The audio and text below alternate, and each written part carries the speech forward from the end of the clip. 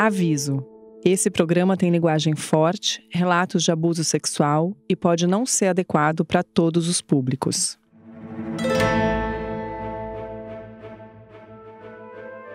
Amado por muitos e odiado por vários, Navarre de la Vega era, acima de tudo, temido. Era conhecido como o maior defensor da religião cósmica, dos ideais de cavalaria e das tradições da velha ordem.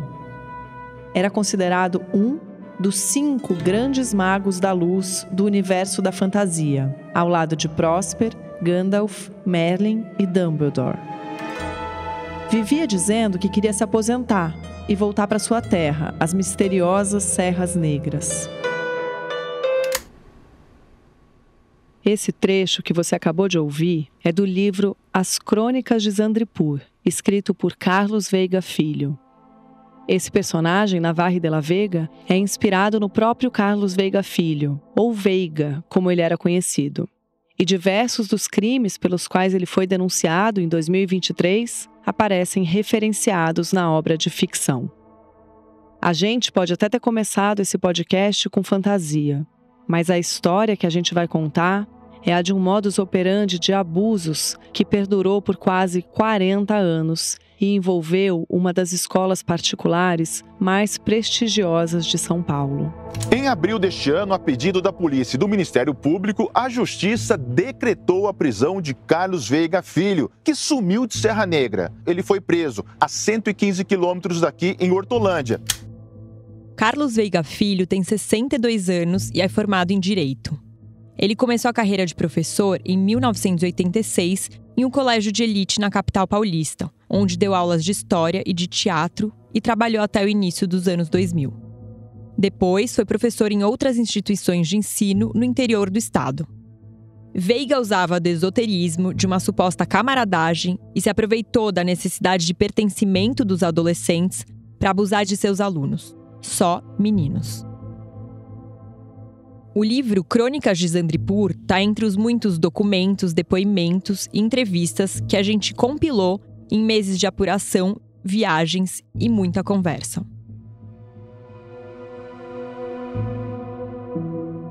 A gente ouviu 41 pessoas e leu mais de 600 páginas de documentos para conseguir detalhar o caso Carlos Veiga Filho. E também para mostrar por que esse é um de vários outros parecidos que podem estar acontecendo agora, enquanto você escuta esse podcast. Muitas das pessoas com quem a gente conversou, que conheciam o Veiga ou foram alunos dele, disseram a mesma frase: eu sabia que tinha alguma coisa estranha. Foram quase 4 décadas de desconfiança e de impunidade. Nos 7 meses de investigação, uma pergunta ficou na nossa cabeça o tempo todo. Se tanta gente desconfiava, por que ninguém fez nada? Eu sou Cristina Fibe, jornalista especializada no combate à violência contra a mulher e colunista do UOL. Sou também autora do livro João de Deus, O Abuso da Fé. Eu sou Paula Saqueta, documentarista, diretora e roteirista. E eu sou Camila Brandalize, jornalista do Núcleo de Reportagens Especiais do UOL e especializada na cobertura de assédio sexual e violência de gênero.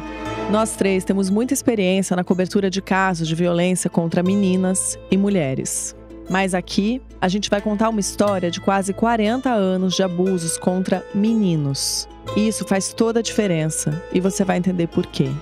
Em 4 episódios, a gente vai mostrar como esses crimes aconteciam debaixo do nariz de professores, diretores, pais e mães. Como ninguém percebeu o que estava acontecendo. Por que ninguém falou nada. Este é O Professor e os Meninos, uma história de abusos. Um podcast original UOL Prime. Episódio 1. O Mago.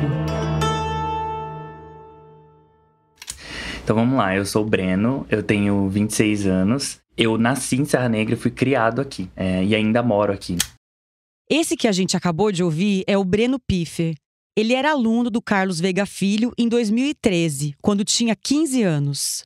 Eu me dei conta do abuso, da situação, muito tarde. E durante aquele momento, né, do abuso até os meus 21, 22 anos, eu sempre tive isso na minha cabeça como, será que é normal? Será que aconteceu mesmo?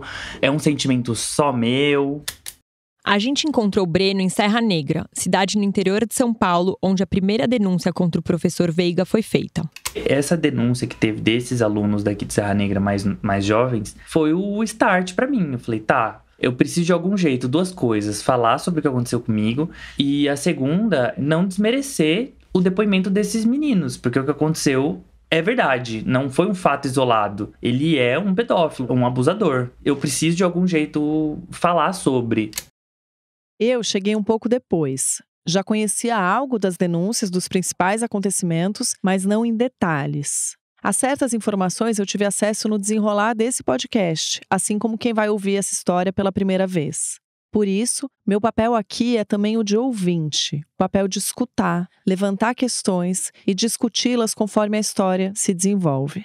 Isso para a gente tentar entender onde esse caso encontra outros, quais são os padrões que se repetem e o que está tão entranhado na gente que às vezes nem se enxerga mais. Então eu queria começar perguntando para vocês como vocês chegaram a essa história. Paula, como é que começou essa apuração? Qual foi a primeira dica, a origem de tudo?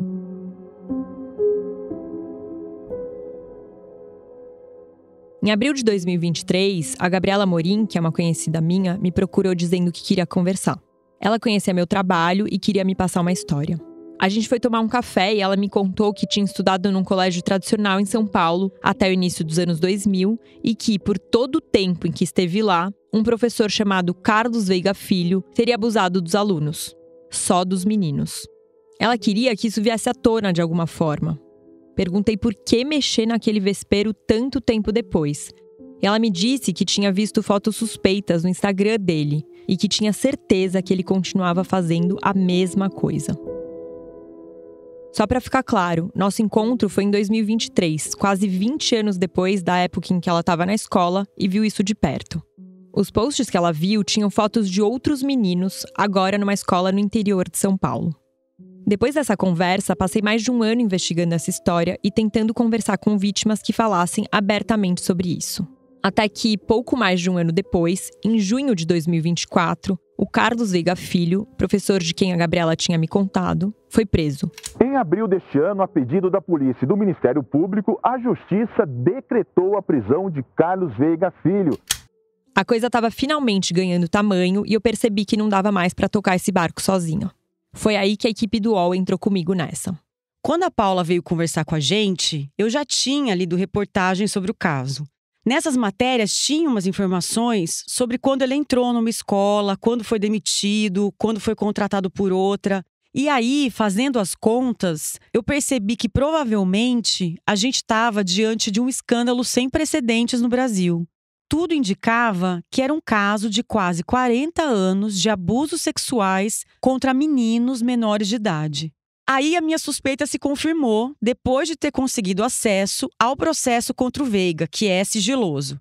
Nele tinha um depoimento de uma ex-aluna que dizia ter presenciado um abuso do Veiga em 1988, durante uma viagem escolar. Ele começou a trabalhar como professor em 1986. Nos grupos de ex-alunos do Veiga, a prisão dele não chegou como surpresa para ninguém. Eu tive acesso a algumas das mensagens trocadas nesses espaços. Eles escreveram coisas como: peguem essa grandíssima bomba. Veiga foi preso por estupro de vulnerável. Eu quero que ele se foda. Eu quero que ele pague pelo absurdo que fez durante anos debaixo dos nossos olhos. Pelo menos agora pararam ele, né? Esse cara vai pro inferno. Eu quero que ele morra. Eu quero que ele fique bem vivo e preso. Só isso é justiça.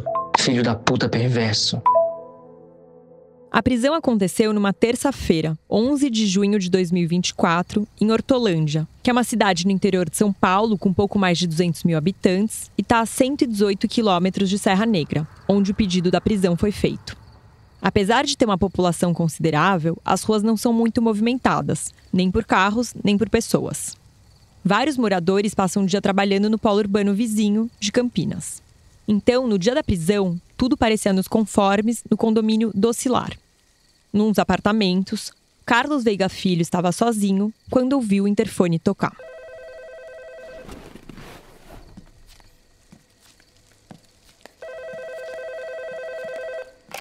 A polícia tinha recebido uma denúncia anônima de que uma briga de vizinhos estava rolando no prédio dele.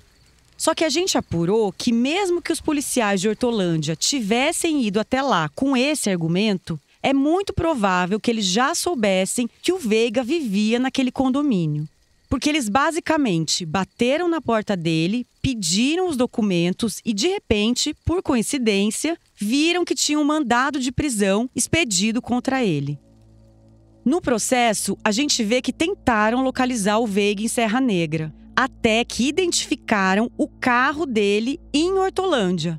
Nessa época, ele já era considerado foragido da justiça fazia 2 meses. Então, calma, só para recapitular. Ele estava foragido em Hortolândia, mas era de Serra Negra. Vocês estiveram nas 2 cidades, é isso? Isso. A gente passou uma semana entre Serra Negra e Hortolândia, em dezembro de 2024, 6 meses depois da prisão do Veiga.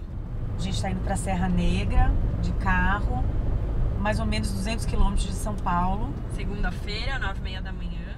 Nas 2 cidades, a gente falou com advogados, com uma vítima do Veiga. A gente foi na porta da escola onde ele trabalhava e a gente até encontrou uma grande amiga dele.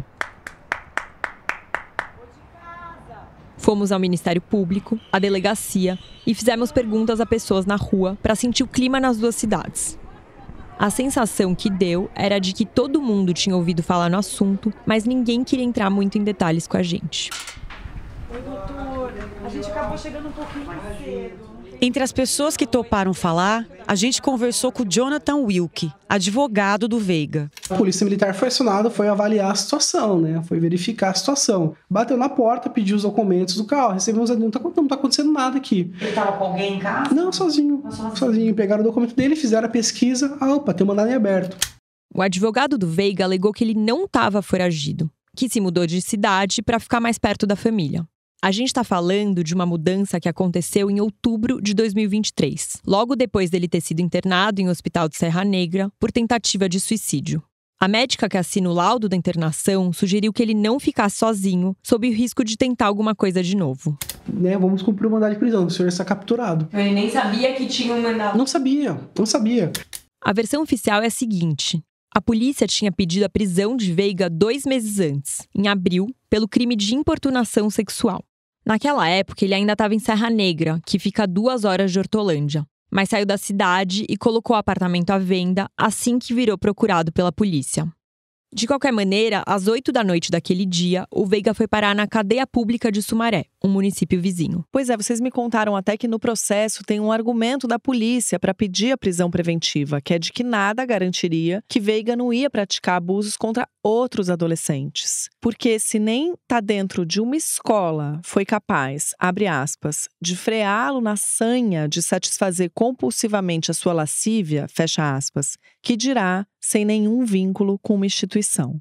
A polícia, ao pedir a prisão dele, resume bem o teor das denúncias, de que o professor ganhou a confiança da direção e dos pais e, com isso, se impôs em relação aos alunos. A denúncia que fez Carlos Veiga Filho ser preso naquele dia foi feita em 11 de outubro de 2023 pela diretora do Colégio Liberi Vivere, de Serra Negra, a Rosângela Simões, por meio de um advogado. Veiga trabalhou na escola por 16 anos, de 2007 a 2023. Eu procurei a Rosângela para saber como foi para ela lidar com essa situação. Porque ela era amiga dele fazia mais de 10 anos. Ela ajudou o Veiga até depois da denúncia, acompanhando ele no hospital quando ele tentou se suicidar. Eu queria entender com ela como é confiar em alguém, confiar crianças a alguém, e descobri que essa pessoa tinha uma conduta que socialmente a gente chamaria de abominável, além de ser crime. Mas ela não quis conversar comigo. Se limitou a dizer que foram muitos sentimentos para elaborar, que estava numa fase mais tranquila depois de tudo que passou e que seria desconfortável voltar ao assunto. Foi uma pena ela não ter falado com a gente, porque foi ela a pessoa que fez a denúncia para a polícia, apesar do medo de sujar a imagem da escola, como o advogado dela disse para a gente. Ainda que ela tenha sido a única pessoa que levou a história para a polícia, parecia que tinha alguma culpa ali por ter, de alguma forma, deixado aquilo acontecer. a gente se deu conta de que esse é um dos principais motivos que inibiram outras pessoas a denunciar o Veiga. Existia um receio de ser execrado pela opinião pública por não ter se dado conta de que um crime como esse estava acontecendo na sua instituição ou na sua família. E tem um detalhe a respeito da denúncia que eu acho sintomático sobre essa questão de não querer causar alarde. Quando a diretora recebeu a primeira denúncia, em agosto de 2023, ela esperou a apresentação de uma peça de teatro do colégio, que o Veiga dirigia, para oficializar a demissão, segundo o relato de uma mãe no processo. Então não é que o Veiga foi imediatamente afastado. A demissão dele veio só uns dias depois, em setembro, como a própria diretora explicou para a justiça. Saturou demais esse assunto, a escola. Assim, ela ficou muito decepcionada com tudo o que aconteceu, né? Como eu disse, a diretora não topou falar, mas a gente conversou com o Eduardo Leite, advogado que representa a escola. O Eduardo contou que na mesma época da primeira denúncia que chegou para Rosângela, ela viu uns posts suspeitos do Veiga no Instagram. A gente não sabe quem é, enfim, de rede social. E isso... E ele com os garotos ou só foto de garotos? Só foto de garotos. E eles estavam todos vestidos, sem camisa, alguma coisa assim? Diversas fotos, não me recordo agora. No depoimento que deu ao Ministério Público, Rosângela descreveu as imagens. Ela disse que eram fotos de meninos sem camisa, ressaltando que não eram alunos da escola. Ela também contou que ficou extremamente desconfortável com aquilo e que, por isso, decidiu dispensar o professor. Foi o mesmo tipo de foto que chamou a atenção da Gabriela Morim, a primeira pessoa que me procurou para contar essa história.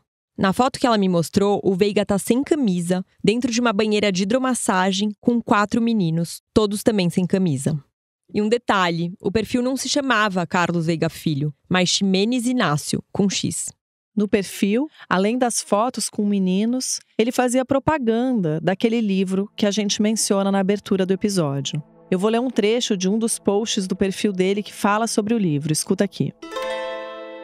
As Crônicas de Zandripur nasceram em 2003, num momento muito complicado da minha vida profissional, quase como uma terapia. Ao longo de quase 2 décadas, parei e recomecei a escrever várias vezes. O livro 1 apresenta o reino místico de Zandripur e os personagens principais envolvidos na grande guerra que virá. No livro 2, numa Zandripur já devastada pela guerra, acompanhamos as jornadas dos magos meninos em busca de aliados para o conflito final. O livro 3, A Busca, está na fase final de redação. Nenhum dos 2 ainda foi revisado.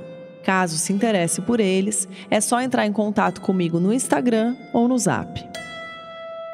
A Paula e a Camila conseguiram o PDF do livro 1, que tem quase 200 páginas. Os outros a gente nunca viu. O livro é escandaloso justamente pela proximidade entre ficção e realidade. Inclusive com um personagem que tinha, abre aspas, perigoso desejo por soldados meninos, fecha aspas. A gente vai falar mais sobre ele ao longo dos episódios. Mas na época, o que chamou mesmo a atenção foram as fotos dele com os meninos, como a gente ouviu aqui. Além dessas fotos, um outro fator foi fundamental para abrir uma investigação contra o Carlos Veiga. O alerta de uma psicóloga que atendia 2 alunos dele. Quando ele foi despedido, veio a denúncia de alguns alunos sobre os possíveis atos que foi objeto de investigação e depois denunciado pelo Ministério Público. Esse é o Eduardo, advogado da escola, mais uma vez, contando como foi esse processo de denúncias e demissão. O que houve foi o seguinte, uma psicóloga de um aluno também entrou em contato, reportando que ela escutava, fazia sessões com os 2 alunos, não era psicóloga da escola, era uma psicóloga particular. E essa psicóloga também entrou em contato com a escola. 2 alunos contaram para ela situações que viveram com o Veiga e o incômodo que sentiam. Apesar de não saberem classificar direito o que passaram, eles entendiam que tinha algo de errado ali. A psicóloga entendeu o que tinha acontecido e entrou em contato com os pais e com a escola. Com tudo isso em mãos, a diretora da escola, Liberi Viveri, decidiu denunciar o Veiga. No depoimento que prestou para o Ministério Público, a diretora afirma que os pais procuraram ela dizendo que o Veiga tinha feito sessões espíritas, alinhamento de chakras, além de passar óleo nos meninos sem camisa. Depois de instaurado o inquérito, esses pais prestaram depoimento à justiça. A gente teve acesso a esses depoimentos e vai citar alguns trechos aqui. Os nomes vão ser alterados e a gente não vai dar detalhes sobre essas pessoas, porque esses meninos ainda hoje são menores de idade e não podem ser identificados. Depois que a mãe do Matheus ficou sabendo do que estava acontecendo com o filho pela psicóloga dele, o menino confirmou. Segundo o Matheus, o Veiga tinha pedido para ele ficar até mais tarde, depois de uma aula de teatro. O menino não tinha pai e, segundo o professor, ele poderia fazer contato com o pai em uma cerimônia mística. Eu vou ler um trecho do depoimento, abre aspas. Ele fez um círculo de velas e colocou o Matheus no centro e falou para ele chamar pelo pai, que o pai ia manter contato com ele. Fecha aspas. Já as limpezas dos chakras, segundo o depoimento de um pai ao Ministério Público, aconteciam da seguinte forma. O Veiga pedia para que os alunos tirassem a roupa, ele começava então a simular procedimentos, tocando no corpo de seus alunos, da cabeça para baixo. Com o filho desse pai que deu depoimento, o Veiga inclusive chegou a pedir se podia tocar na região genital do menino, que negou. Para quem acredita nisso, existem várias técnicas para realizar a limpeza dos chakras, desde a meditação até banhos, aromaterapia, reiki e uso de cristais. Mas isso aí que a Paula leu nos depoimentos não é compatível com nenhum tipo de ritual ligado aos chakras. É comum que predadores sexuais usem de alguma vulnerabilidade confessada da vítima para se aproximar dela. Foi o que Veiga fez com Matheus, por exemplo. O advogado do Veiga, o Jonathan Wilke, disse que perguntou para ele o que era esse ritual que ele fazia. Ele disse também que outros já tinha feito essas limpezas, essa limpeza também em outros alunos no passado. Mas, novamente, sempre com aquele condão de ajudar. Era uma crença que ele tinha. As pessoas procuraram ele para fazer isso. Tinha curiosidade também e tudo mais. Toda aquela questão esotérica é uma questão que chama a atenção, né? E as pessoas procuravam e ele fazia.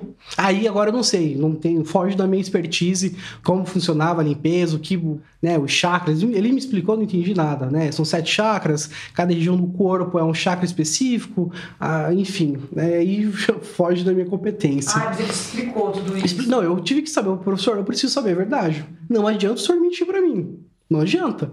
Se o senhor mentir para mim, a defesa vai ficar prejudicada. E outra coisa, se ele mente para mim, não tem confiança, não consigo trabalhar. Eu só peguei o caso porque eu realmente acredito nele. Que se ele tivesse mentido, eu desconfiasse... Gente, porque é uma acusação muito grave. Imagina você levar crianças no apartamento, fazer roupa... não é assim, né? Segundo a mãe do Matheus, o filho disse que nunca chegou a tirar roupa para se submeter a uma limpeza. Mas outros garotos, sim. Ela diz que eles tiravam a calça ou a bermuda a pedido dele. Ao ser questionada pelo promotor se o professor exigia que os alunos não contassem nada para nenhum adulto, ela respondeu: exatamente, ele falou que algo de ruim aconteceria aos meninos.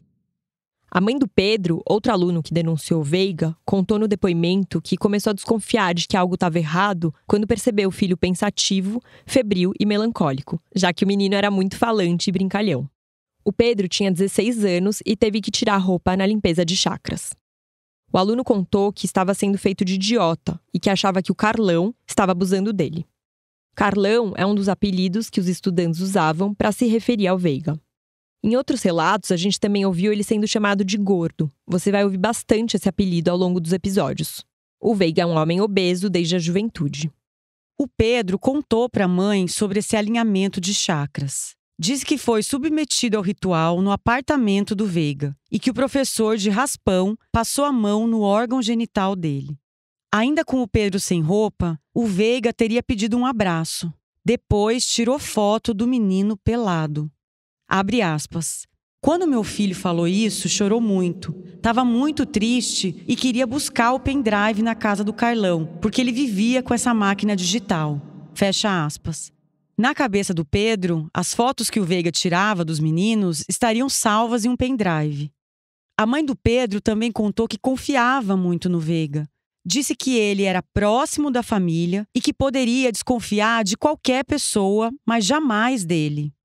De novo, o Breno. Você acha que realmente não tinha como não ver? Eu creio que não tinha como não ver. Só que é aquele momento, eles sabiam que tinha uma coisa de esquisito, tinha uma coisa de errado. Só que ao mesmo tempo, por ele ter, né, o amor dos alunos, dos pais principalmente, eu acho que nunca quiseram ir a fundo. Porque eu acho que, sabe quando você percebe que tem alguma coisa de esquisito em algum lugar, mas você não quer mexer porque você sabe que você vai encontrar? Eu acho que era mais ou menos isso com o colégio e com os pais também, mas eu acho que era mais com o colégio. Eu acho que eles tinham medo de ir atrás e saber que eles iam encontrar alguma coisa.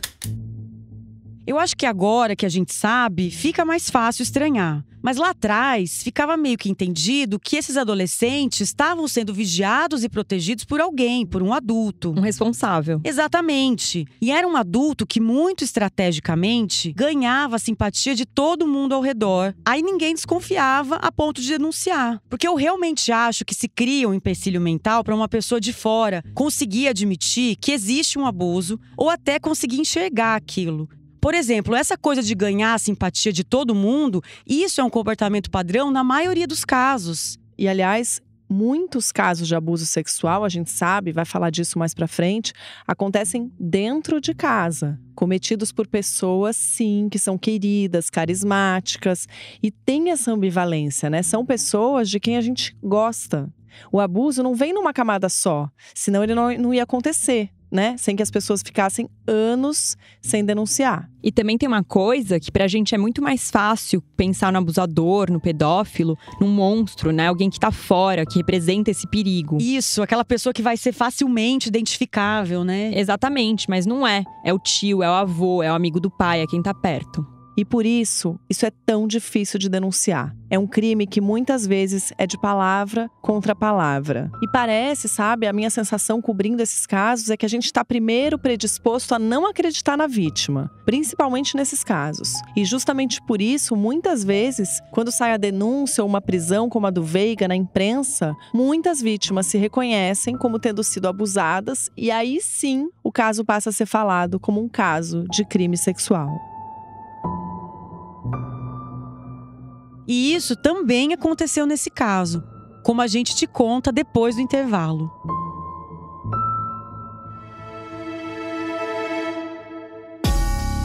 Ele nunca jogou pelo Santos, mas criou o príncipe da vila. O pai, o empresário, o estrategista, o filho, o craque, o ídolo. Neymar da Silva Santos. Fechou contratos, negociou transferências e transformou um menino da Baixada Santista em ídolo mundial. Neymar da Silva Santos Júnior. Emocionou torcidas, acumulou títulos e transformou um mecânico num empresário implacável. Agora, o podcast do All Prime vai revelar um enredo que entrou para a história do futebol mundial.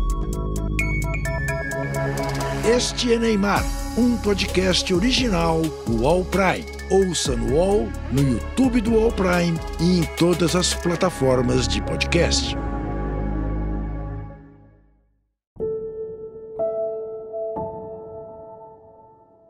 O caso do professor Veiga gerou um grande burburinho em Serra Negra. O assunto se espalhou pela escola e fez com que outros pais chamassem os filhos para conversar. Um desses filhos é o Tiago, que se abriu com o pai e contou algumas situações que passou com o Veiga. E assim se tornou o terceiro denunciante. O Tiago disse que era comum o professor escolher alguns meninos para ficarem na escola depois dos ensaios para fazer o alinhamento de chakras. Disse que ele pedia para que os alunos tirassem a roupa toda e tocava no corpo deles. E isso tudo dentro da escola. O garoto contou para o pai que o Veiga chegou a pedir para tocar no seu pênis, mas ele não deixou. Ele disse também que alguns ensaios de teatro eram feitos no apartamento do Veiga. E veja, Camila, quando você fala que ele pedia para os alunos tirarem a roupa e tocava no corpo deles, isso já é crime. Todo e qualquer ato libidinoso com menores de 14 anos ou com qualquer pessoa incapacitada de consentir é considerado no Brasil estupro de vulnerável, que é um crime mais grave e com pena maior do que o próprio estupro. Já é muito difícil apurar casos de violência sexual.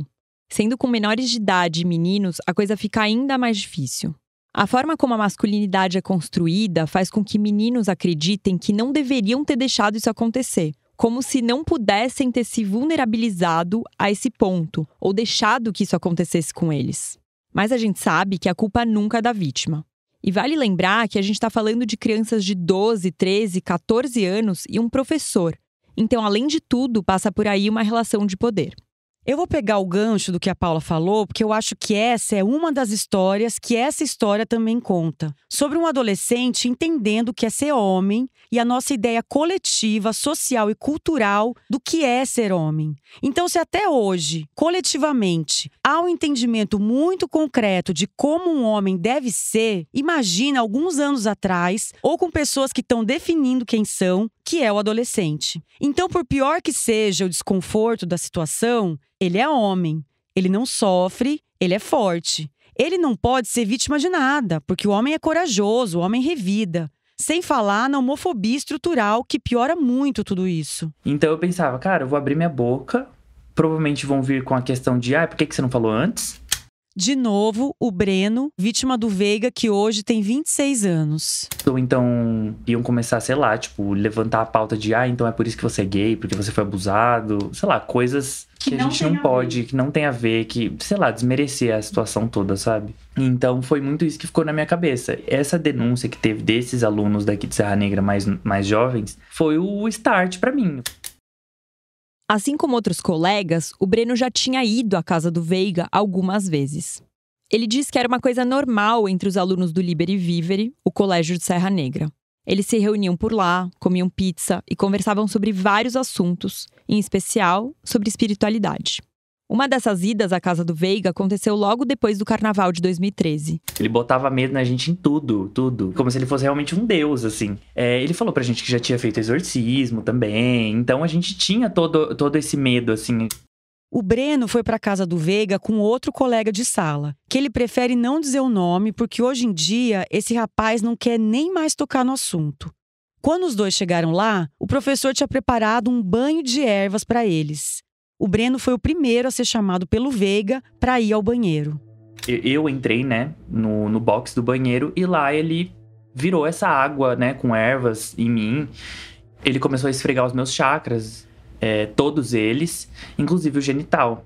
Então foi isso que me deixou muito desconfortável na situação, assim, sabe? Porque ele pedia... Na hora você já sentiu? Sim, porque ele pedia pra eu fechar o olho, pra eu, tipo, aproveitar aquilo ali, imaginar coisas boas, enfim, coisas assim. E aí, quando ele desceu pro meu genital, eu já percebi que tinha alguma coisa de errado. Eu falei, epa, eu não posso fazer... Tipo, isso não pode estar acontecendo. Ele não pode fazer isso. Eu que tenho que, né, fazer. A mesma situação aconteceu com um amigo dele. Então, depois que eu cheguei em casa aquele dia, eu tava com um uniforme todo do Liberi mesmo, de uma calça de tectel, uma camiseta normal. E eu senti o cheiro, assim. Eu lembro que eu só cheguei em casa, tirei a roupa, joguei tudo no cesto de roupa suja e entrei tomar banho. E aí, só que eu tava em estado de choque, porque eu tava tentando entender o que tinha acontecido ali, sabe? E aí, depois disso, eu só tentei esquecer mesmo, porque ele era uma pessoa muito querida por todo mundo. Ele era uma pessoa amada por todo mundo. Inclusive por mim, eu tinha admiração, né, por ele, eu gostava dele.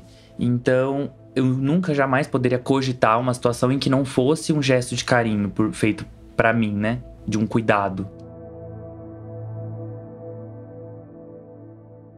E é justamente essa ambivalência do abuso que vem de uma pessoa conhecida um dos fatores que contribuem para a imensa subnotificação no Brasil. Os dados são muito rarefeitos. Estima-se que a subnotificação seja em torno de 10%, ou seja, 10 a cada 100 casos são de fato denunciados a uma autoridade policial ou ao Ministério Público. Então, quando a gente fala de um crime sexual, a gente pode multiplicar por muito o número de vítimas. E justamente porque os dados são dispersos, é difícil, inclusive, ter política pública de combate a isso. Só para dar uns exemplos mais concretos, eu vou usar uns dados aqui do Instituto Liberta, que é uma organização que combate a violência sexual contra crianças e adolescentes. Segundo o Liberta, 61% dos estupros no Brasil são cometidos contra menores de 13 anos. Mais de 80% dos abusadores eram conhecidos da vítima. A maior parte é pai ou padrasto. E dentro desse número, 13% são outros. Aí entrariam, por exemplo, os professores. E tem um outro estudo recente que eu queria trazer aqui. 1 em cada 8 homens no Brasil sofreu violência sexual antes dos 18 anos, assim como 1 em cada 6 mulheres. Esse dado vem de uma pesquisa liderada pela Universidade de Washington, ligada ao braço da ONU pelo combate à violência infantil. A gente conversou sobre esse assunto com a doutora Mariana Ferreira, médica e sexóloga forense especializada em prevenção da violência sexual e atendimento de vítimas. É um ritual, é um processo. O agressor ele vai acostumando a criança ao corpo dele aos poucos. Ele vai aos pouquinhos. Começa com um beijinho no rosto, um abraço mais apertado, um cheirinho no cangote, coloca no colo. Eu ganho a confiança dos pais e depois eu vou acostumando ela com o meu corpo. Aos pouquinhos, Inclusive, eles fazem esses toques corporais na presença dos pais. E eles fazem intencionalmente por quê? Eles querem que a criança se sinta segura quando ele toca o corpo dela. A mãe do Matheus, que deu depoimento para o Ministério Público de Serra Negra, falou comigo por telefone. Mas ela não topou dar entrevista gravada para o podcast, nem ser identificada. Ela bateu muito nessa tecla de como o Veiga era querido por eles e próximo da família. Então, apesar da gente se perguntar o tempo todo por que ninguém fez nada, também é importante ressaltar aqui, de novo, esse ponto. Há situações em que é sim difícil perceber. Isso não significa eximir pais e escola da responsabilidade de proteger as crianças, jamais. Que na verdade é coletiva, inclusive é de todos nós, é minha, é sua. O ponto é entender o comportamento do abusador para evitar que isso aconteça. E voltando ao Breno, como a gente ouviu, ele foi ao Ministério Público conversar com o promotor depois de ter ficado sabendo da denúncia dos 3 meninos. Ele deu depoimento, mas foi informado que não ia ser anexado ao processo dos alunos do Liberi Vivere. Ele teria que abrir o próprio, com a denúncia dele, que ainda não estava prescrita. Daí essa ideia me assustou, porque eu teria que ver ele de alguma forma, eu teria que lidar com isso mais vezes. Eu pensei, mas já ele vai ser condenado agora no dos meninos? Eu acho que pra mim tá bom. Apesar de eu querer muito representar, eu acho que eu não consigo passar por isso ainda. Nesse caso do Breno, o MP avaliou que teria que ser aberto um novo processo, porque era um caso de outra época que não estava prescrito, ou seja, que ainda era passível de punição. E ele tem um novo perfil de vítima por ser maior de idade. Se o caso dele, que aconteceu em 2013, tivesse prescrito, talvez o promotor tivesse optado diferente, tivesse colocado o Breno para reforçar a denúncia já existente, o que a gente pode chamar, por exemplo, de testemunha de colaboração. Só que o Breno não queria ser o autor único de uma denúncia. Ele não queria abrir um novo processo. Ele colocou esse limite. Isso é compreensível, Porque só ele consegue dizer até onde ele consegue ir. Essa coisa, por exemplo, de encontrar o Veiga numa audiência, ou mesmo de reviver, contar tudo outra vez, sabe-se lá quantas vezes, isso é muito violento também. O Breno foi, contribuiu como pôde e pediu para não denunciar oficialmente. Eu sinto que se eu tivesse falado lá atrás, isso não teria acontecido hoje com esses alunos.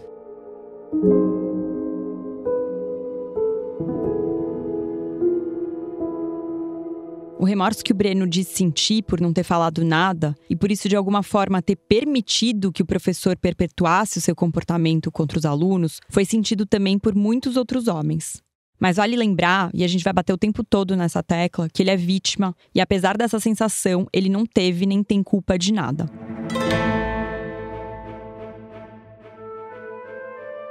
Da metade dos anos 80 até 2003, o Veiga foi professor de um colégio de elite em São Paulo, onde a Gabriela Amorim, que me procurou para falar dessa história, estudou. Além da notícia da prisão dele ter sido comemorada em Serra Negra, também foi em São Paulo, em grupos de WhatsApp de ex-alunos, como a gente ouviu no começo do episódio. Esses ex-alunos a que a Paula se refere são de um colégio da cidade de São Paulo, onde o Veiga deu aula por quase 20 anos, antes de ir para Serra Negra. Uma escola de classe média alta, cara, que usava os projetos que o Veiga comandava para fazer propaganda da qualidade do seu ensino. A gente está falando do Colégio Rio Branco, que existe desde 1946. Como uma escola tão tradicional e de tanta tanto prestígio que chega a cobrar R$6.000 de mensalidade, manteve por tanto tempo um professor acusado por abuso sexual de menores. É o que a gente vai te contar no próximo episódio. Era como se ele fosse uma espécie de João de Deus, uma espécie de mentor espiritual e ele era uma referência, ele era uma coisa endeusada mesmo. Tinha vezes que era isso, assim, fulano de tal passou o recreio sentado no colo do Veiga. Isso no meio do colégio, todo mundo vendo. Dentro da monitoria. Esse batismo era a gente ficar pelado entre si, entre os monitores, e se pintarmos uns aos outros de guache. E que aquilo era uma brincadeira, que ele tirava foto porque ele gostava de registrar momentos. Isso tudo aconteceu contigo? Aconteceu milhares de vezes. Falavam que viam queimar as fotos. Eu nunca vi queimar foto. Eu lembro que era falado, queimam os negativos lá, alguém queima. Eu nunca vi, tá?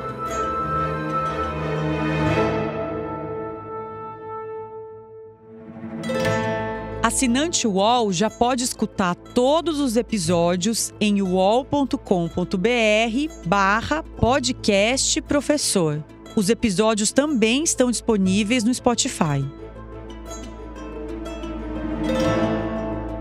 Se você é ou conhece alguma vítima de abuso, pode procurar uma delegacia especializada ou ligar para o Disque 100 ou para o Disque 180. Os serviços telefônicos funcionam diariamente, 24 horas por dia, incluindo sábados, domingos e feriados. As ligações podem ser feitas de todo o Brasil por meio de discagem direta e gratuita de qualquer terminal telefônico, fixo ou móvel. Basta discar 100 ou 180. O Professor e os Meninos, uma história de abusos, é um podcast original UOL Prime. A apresentação é minha, Cristina Fibe, com Camila Brandalize e Paula Saqueta. A ideia original é minha, Paula Saqueta. A direção é minha, da Laura Capello-Schnick e da Lígia Carriel. A reportagem é minha, Camila Brandalize, e de Paula Saqueta. O roteiro é de Clara Reustab e Paula Saqueta. O tratamento de roteiro é de Laura Capello-Schnick. A coordenação é de Laura Capello-Schnick e Lígia Carriel. A montagem é de Felipe Kozlovski. O desenho de som e a finalização são de João Pedro Pinheiro. Trilha sonora original de João Pedro Pinheiro. Trilhas adicionais do Epidemic Sound. Direção de voz de João Pedro Pinheiro. A fonoaudióloga é a Mirella Guilhem. Design de Eric Fiori. Motion design de Leonardo Henrique Rodrigues. A direção de arte é de Gisele Pungan e René Cardilho. A editora do Núcleo de Reportagens Especiais é Olivia Fraga. O gerente geral é Diego Assis. O podcast é um produto de UOL Prime, que tem Alexandre Gimenez como diretor de reportagem. A supervisão é de Murilo Garavello, diretor de conteúdo do UOL. Este episódio usou áudio da TV Globo.